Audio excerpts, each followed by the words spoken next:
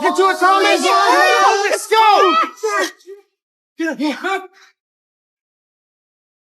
Thomas was brought to this place, surrounded by a crowd that stared at me as if I were prey. He turned and ran, but after only a few steps, he fell. Towering walls closed in on me from all sides, leaving no way to escape. Worse still, he couldn't even remember who he was. The leader told him that everyone here had lost their memories, like prisoners stripped of their identities, brought in one by one. From then on, we lived like beasts in this hell. The leader was the first to be trapped here. He told me many things about this place, but never once mentioned what lay beyond the walls, only saying one thing: never go near that door. But not long after, I saw two people running out of that door. Someone beside me told me they were runners, the only ones with the right to explore beyond it. I gathered my courage and walked toward the door, but just as I got close, someone shoved me hard to the ground. Hey, what the hell is wrong with you guys?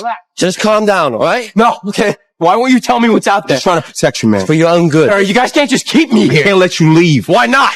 At that moment, the massive door began to close slowly. Beyond it was pure darkness, like a mouth ready to swallow everything. No one knew what being trapped in the maze truly meant. That night, I heard a deep rumble from within the maze. The second in command said the maze was shifting. No one had ever survived a night inside, because at night, the creatures came out, and anyone who had seen them never lived to tell the tale. The next morning, the leader took me to the wall. It was carved full of names, with some scratched out, marks of those who hadn't made it. I carved my own name there too. I walked into the forest, and suddenly, someone appeared in front of me. It was the missing runner. His eyes were pitch black, his face pale as death. He lunged at me like a mad dog, his hands clamping tight around my throat. I fought back with all my strength and finally brought him down. I stumbled back to camp, and everyone rushed in to pin him down. They pulled open his shirt and found a deep, terrifying wound on his stomach. Anyone bitten by a creature would lose control. They dragged him toward the maze door, forcing him inside. He howled for help, but no one moved. On the third day, the leader entered the maze himself. By sunset, they still hadn't returned. I asked if we should go after them, but no one answered. Someone said, "The door's closing. They're not coming back." But at that moment, I saw them. They were still alive. The leader was injured, unconscious, and Gnome was dragging him toward the door, but no one dared to step forward and help. Everyone just stood outside, shouting in panic. And at that moment, I ran into the maze.